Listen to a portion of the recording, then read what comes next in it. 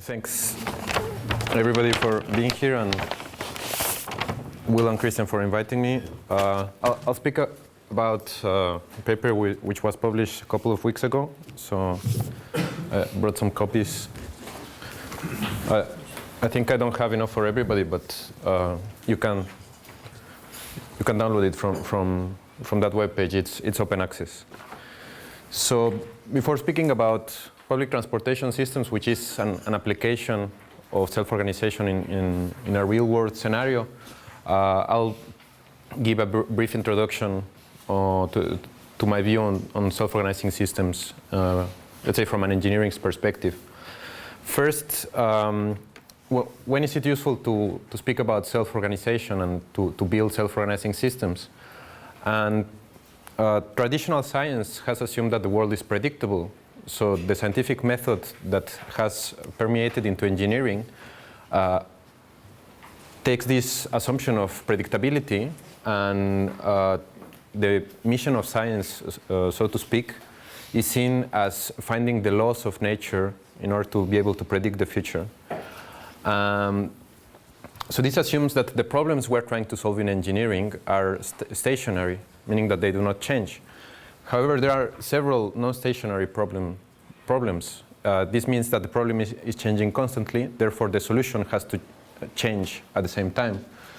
And this does not mean that prediction is not useful. It is very useful, only that the changes in the solution has to match the scale at which the problem is changing. And in that case, you need adaptation. And why prediction is not enough? Because especially when you have complex systems, complexity means that you have interactions going on, and these interactions generate novel information that is not present in the initial and boundary conditions of a system. Therefore, your predictability is limited just by the nature of the interactions of the system. So if you cannot predict, then you need to complement your system with certain adaptation. And, well, urban problems are certainly non-stationary because they are changing constantly. So, for example, the state of traffic, a problem that I have studied is with self-organizing traffic lights. The state of the traffic changes constantly, meaning that if you want to run an optimization, one configuration of all the vehicles and all the traffic lights for a city, has one solution. But then when you add another car, it's a different solution, and you need to run a different optimization again. And since the speed of change is at the second level, you would need to optimize globally constantly. So therefore, a self-organizing approach is a better alternative because you can have local adaptation that at the time scale that matches the time scale at which the problem is changing. So what do I mean by self-organization from an engineering perspective? Traditional engineering just sees a problem and tries to build a solution for that problem. But if the problem is changing, then we don't really have a well-defined problem. So instead of building the solution, we focus on building the elements of a system so that the elements by themselves, by the interactions, autonomously and dynamically find a solution for the problem that we don't define previously. So the problem changes and the elements through their interactions find the solution to that problem. So this is perfect for non-stationary problem domains, because when the problem changes, the elements adjust their behavior and then they adapt to the new situation. And as part of my PhD thesis, I propose a methodology which, I'll briefly mention that is just a language that helps engineers to explore different solutions, and well, it uses the terminology from multi-agent systems. Basically, you can describe entities that act on the environment as agents, so almost anything can be an agent. And then you can describe goals of that agent. And then you can measure with a variable sigma the satisfaction of that agent, which just represents to what extent the goals of the agent have been reached. And you can measure the satisfaction both for the elements and for the system at different scales. So the big question is how to relate the satisfaction of the elements to the satisfaction of the system. And the satisfaction of the system, it's easy because it's what you want the system to do.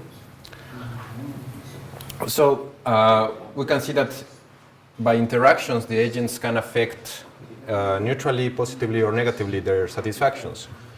So the main principle of the methodology is trying to minimize the negative interactions or friction and to maximize the positive interactions or synergy. And it is a tautology that the global satisfaction will increase because the global satisfaction is defined in terms of the interactions of the components. And let's say this is different from reductionist approach because it's not focused on the elements but on the interactions. So instead of trying to find the best satisfaction of all the elements, you try to see which interactions are positive and which interactions are negative. So you try to use mediators that they can be different mechanisms or constraints or behaviors that will reduce friction and maximize synergy, and that will lead to an increase in the satisfaction. So this is just a language that helps engineers build self-organizing systems. Now, entering into the problem domain of public transportation systems, has anybody here ever used public transport? Sure. Well, it is clear that urban mobility has a high impact on society. Already now, more than half of the population of the world lives in cities, and it's estimated by 2050, more than 2/3 of the population will live in urban areas.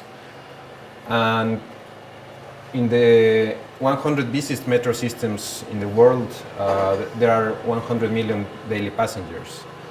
And even when it's so important, it is still not well known how should we regulate public transportation systems. And well, I'll show you an insight into this. So the theory of public transportation systems tells us already from the 1950s that the passengers that are arriving randomly at stations, they will wait for minimum time if the headways between the vehicles are equal.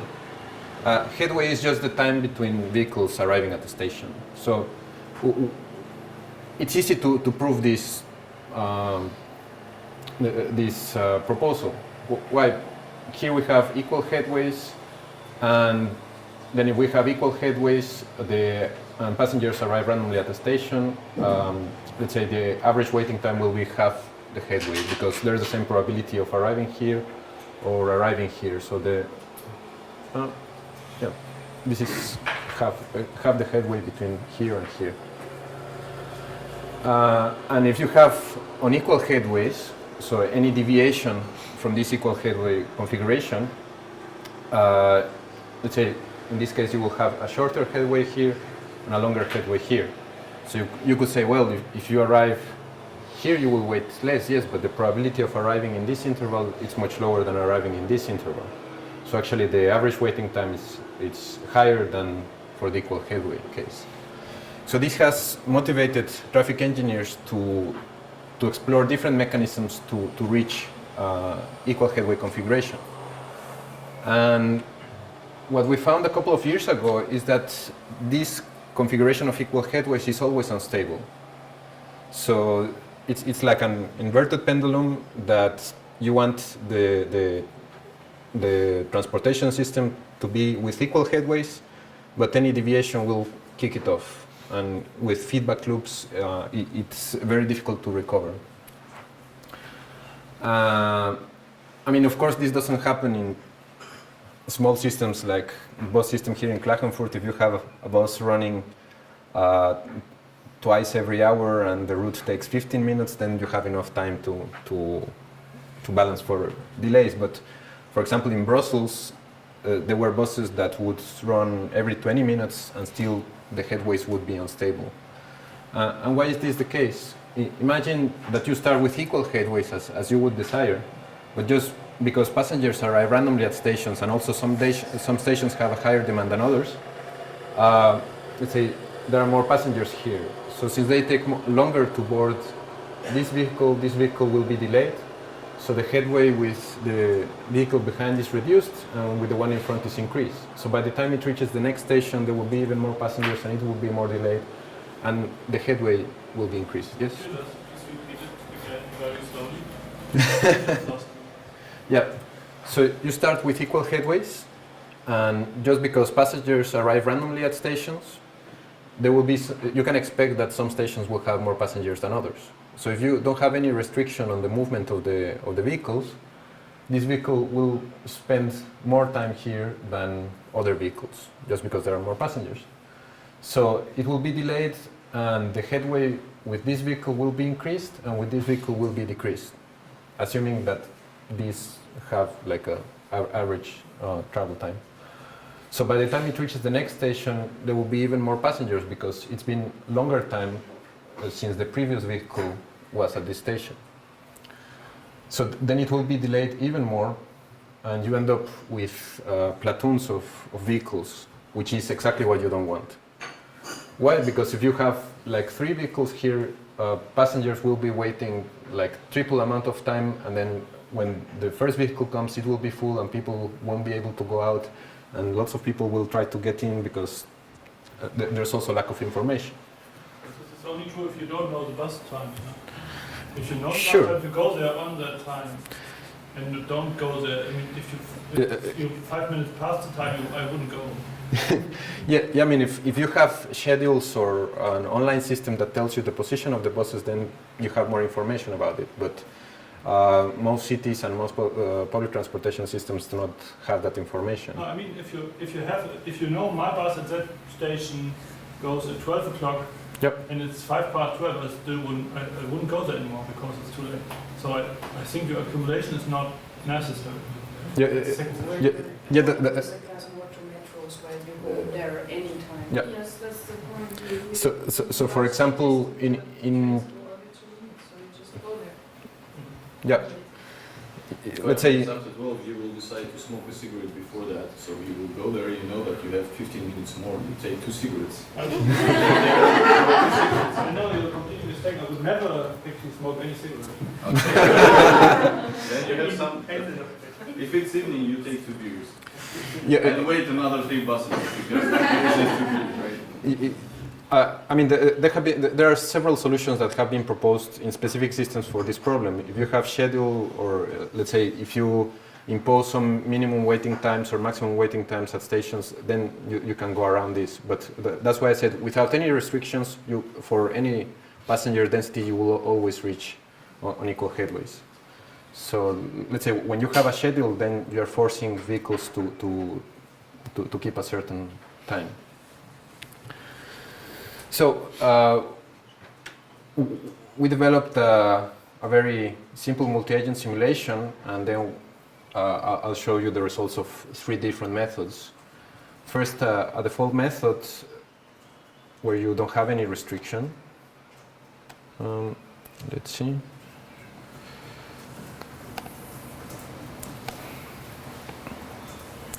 Can you see it clearly? So you start with equal headways, and let's say the vehicles are empty and passengers start arriving with a Poisson distribution at the stations, and they board if the capacity of the vehicles, I mean, you can set here the capacity, here it's 50 passengers. Let me just increase the speed a bit.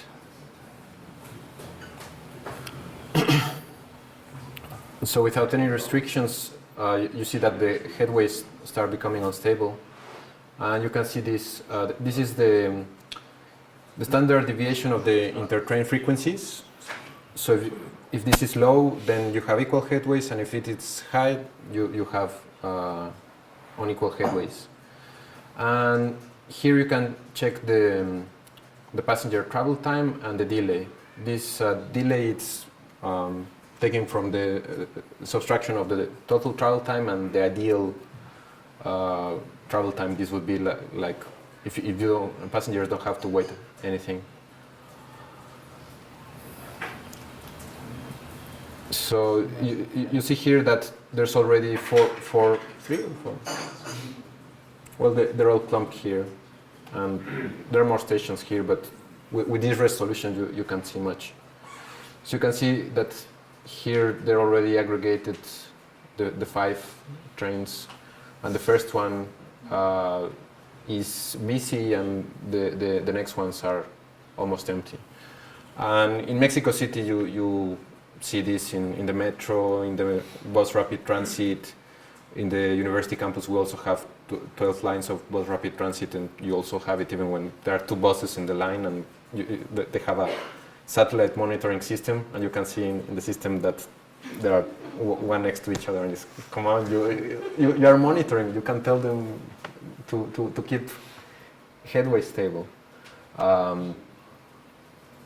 And even if you allow passing, because we also have some private buses for public transport, you also end up with unequal headways. Because even, let's say, if this vehicle passes this one, at the next station it's already very busy, so they still keep a pack. Not with unbalanced loads, but this is full and the others are empty. So a couple of years ago, we proposed a method that is able to maintain the equal headways if you start with equal headways. So I can just accelerate this a bit. And you see here that the delay is not that high, and the standard deviation of the intertrainer frequencies is also low, meaning that the headways are maintained stable. And this method just sets a minimum waiting time and a maximum waiting time at stations, and these times vary adaptively with the passenger densities. But still, I was not satisfied too much with this method, because if you start from, for example, from a situation where the trains are aggregated, let's say without equal headways, and also the stations are not equal. So for example, here you have 2 close together, and then there's more distance, 2 close together, and then there's a long track without stations, which is more realistic.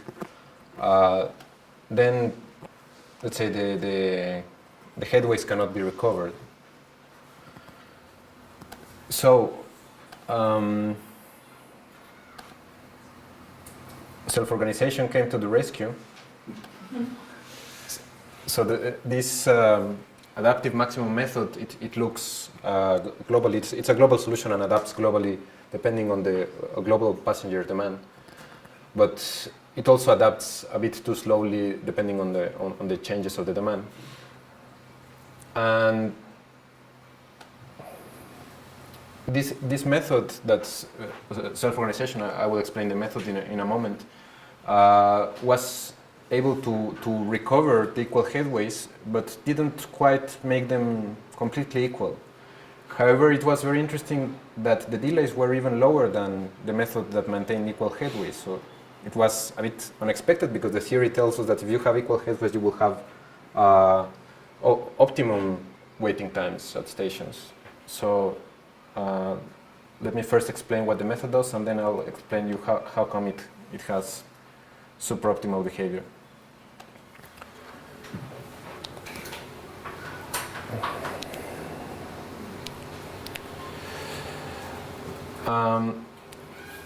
So the self-organizing algorithm uses the concept of antipheromones. So usual pheromones are chemical trails that ants leave in their environment.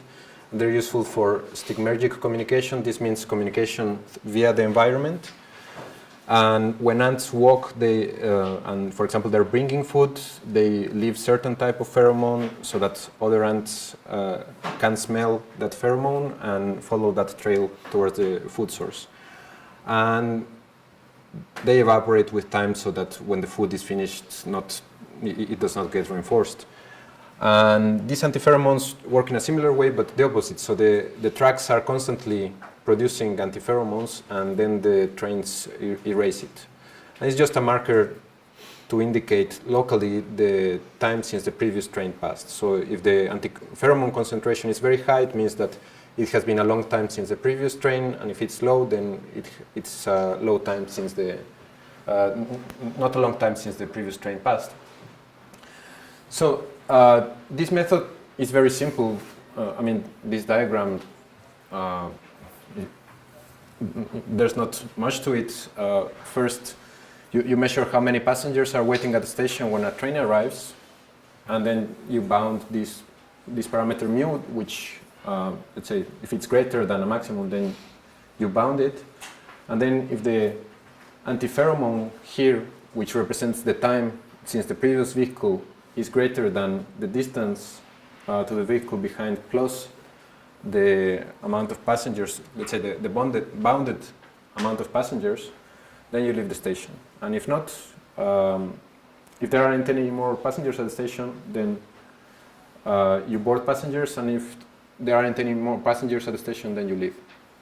So what this algorithm does is basically gives enough flexibility to the trains so that, first of all, if there aren't any passengers waiting, what for are you waiting? So you can depart, and it decides whether it will depart or not depending on the time since the previous vehicle passed and how many passengers are waiting there. So if there are many passengers, it will wait for a bit longer, and if it's been a long time since the previous vehicle passed, it will be motivated to leave the station earlier, so that the next station will not have a large accumulation of passengers. And just like that, you get nice self-organization. And these are the results for different passenger inflow densities. So this is higher passenger density, and this is lower passenger density. Here it's 4, 8, 12, 16, and this is the mean value of the passenger interval. So for this case, more or less every 4 time steps, new passenger arrives at the station. Here, more or less every 16 time steps, a passenger arrives at the station. So this is low density, and this is high density. And then this is the default method, the maximum method, and the self-organizing method. They're in different colors, red, green, and blue. And on this side, we have the mean passenger delay, but it's divided. This is the total delay, and lower it's the delay at stations, which it's an important difference. So, for example, here, consistent with the theory, the maximum method, which has equal headways, has minimum waiting times, but at stations. However, the waiting time, the total waiting time is higher. So the self-organizing method works with a slower is faster effect, meaning that passengers wait longer at stations, but so this is in accordance with the theory. But then the theory assumes that once you get into the train, it's independent how much time it will take to reach your destination. But the self-organizing method, since the trains do not need to idle at stations in order to keep equal headways, they have certain flexibility, then the trains reach faster their destination. And for this scenario, which is homogeneous and it starts with equal headways, and it's like the best possible for the maximum method, which maintains equal headways, it's able to have supraoptimal performance. Because the theory focuses on waiting time at stations, and in practice what you want is to reduce the total waiting time, the total travel time. And here you can see the standard deviation of the inter-vehicle frequencies. So for these densities, the maximum method maintains equal headways. Here it doesn't because the density is too high. And here you can see that the self-organizing method does not maintain equal headways, but it's not collapsed like the default method. So it's a different behavior where you don't have strict equal headways, but they are adaptive and changing depending on the local demands of each station. And I'll show you these other experiments where it's a heterogeneous scenario, which is a bit more realistic, as the one I showed you in the simulation, where you have non-homogeneous interstation distance and vehicles are not initialized with equal headways. So then the maximum method performs badly because it's not able to reach the equal headway configuration if it doesn't start with an equal headway configuration. But the interesting thing is that the adaptive, the self-organizing method achieves a similar performance than in the case where you have homogeneous stations and homogeneous initial conditions for the vehicles. So it's able to recover from, let's say, non-homogeneous situation to achieve the same results, and it gives you the same average delays. So just to repeat a bit why you get supraoptimal results is that the theory upon which all transportation systems are built focuses on waiting times at stations instead of focusing on total waiting times.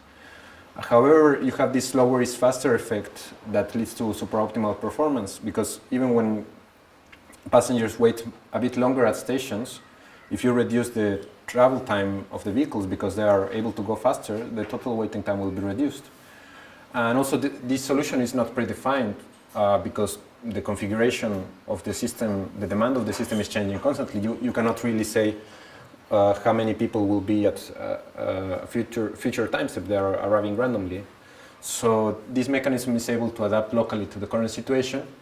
And an important thing is that this adaptation matches the timescale at which the system changes. So since the algorithm, every time a vehicle is at a station, evaluates and compares to how many passengers are at that instant and how long was it before the previous vehicle passed and the distance with the previous vehicle, then it's able to make decisions at the same timescale as the system changes. The adaptive maximum method, it also adapts, but not at the same timescale, so it's not able to cope that well with the changes of the demand. And well, speaking about implementing this method, this is not only a technical problem, but also a social, because in many cases, especially in metros, the only source of delay, you can say that it's the amount of time that it takes passengers to board and exit the trains. Because, I mean, they don't need to interact with traffic lights nor with other types of traffic. With bus rapid transit, then you also interact with traffic lights that can also unstabilize your headways. But if you have self-organizing traffic lights, then you can give preference to public transport vehicles. And if you have simple buses that also share the traffic lanes with the rest of the traffic, if they run into a traffic jam, then there's not much you can do it. But let's say in metro, the single source of delay is passenger behavior. So a complement to this research is to study which behavior reduces delays and thus instability. And it's also important to provide information to passengers. So, for example, if passengers know, okay, this they do in the London Underground, okay, this metro is 99% full, but there's another one coming in 3 minutes which is 60% full. So then many people say, okay, I will wait a bit, and then they manage to balance a bit the loads of their trains. And as a future work, we are trying to meet the authorities in charge of different transportation systems in Mexico City and other cities, but we've realized the hard way that science is easier than politics. Next year it's election year in Mexico, so maybe we'll get something.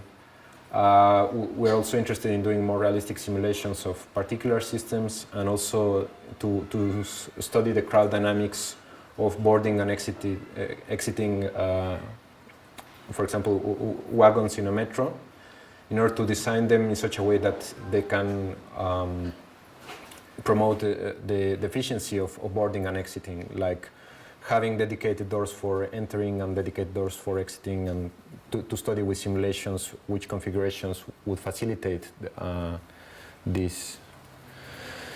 So, just to conclude, the equal headway instability is a general phenomenon. It's present also in elevators. That's why. Will, I don't know if your concern about the self-organizing elevators was answered with this. I mean, in the elevator case, since the time scale at which the problem changes and the demand changes, it's faster than at which you can optimize it. So that's why the local decisions seem to be a better alternative than a global solution. And in any case, if you have, let's say, 20 floors, 20 elevators, then for the decision of a single elevator, it might be that you need only local information, not the information of all the other elevators. That might be. It might be that it isn't, but. The implementation, nevertheless, would be simple. I could simulate all this thermal stuff, but still, if I build a big tower of having several elevators, I would have a central station controlling this. Yeah, probably. But let's say with local decision, like each elevator with sensor of how many passengers, each floor with how many passengers waiting. You need this information to Yep. have optimal decision. Yep. So the self-organization was able to reach supraoptimal performance because of slower is faster effect. And these antipheromones are useful because they provide local information and it adapts at an appropriate time scale. And also this has great potential impact in daily life. Well, we just need to convince the politicians. And I just take the opportunity to make some publicity about Complexity Digest. It's an online newsletter. You can subscribe for free, and we send every 2 weeks excerpts of recent articles and news related to complexity science, and you can also follow it on LinkedIn and Facebook and Twitter. We have RSS feeds, or you can receive it on your email. Thank you very much.